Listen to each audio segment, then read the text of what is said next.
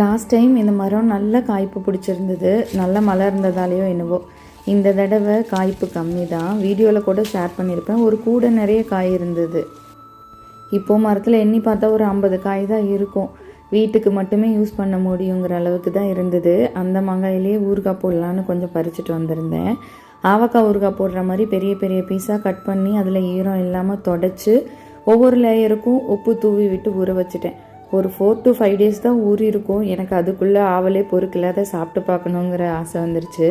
அம்மா வந்திருந்ததுனால அவங்களே தாளித்து கொடுக்க சொல்லியிருந்தேன். நல்லெண்ணெய் யூஸ் பண்ணி தான் ஊறுகாய் தாளிப்பாங்க. நாங்கள் எப்போவும் ஊறுகாய்க்கு வெந்தயத்தை மட்டும்தான் வறுத்து பொடி பண்ணி சேர்த்துப்போம். இந்த தடவை கொஞ்சம் ஊறல இல்லையா, அதனால் அடுப்பில் தாளித்து விடும்போதே கொஞ்சம் நேரம் வேக வச்சு எடுத்து பாட்டிலில் போட்டு ஸ்டோர் பண்ணிக்கிட்டோம். ஊற ஊற நல்லா சாஃப்டாயிருங்கிறதுனால. நீங்கள் யாராச்சும் இப்படி ட்ரை பண்ணியிருக்கீங்களான்னு கமெண்ட்ஸில் சொல்லுங்கள். சாதம் போட்டு ஊறுகாயில் பரட்டி சாப்பிட்டா சூப்பராக இருக்கும்.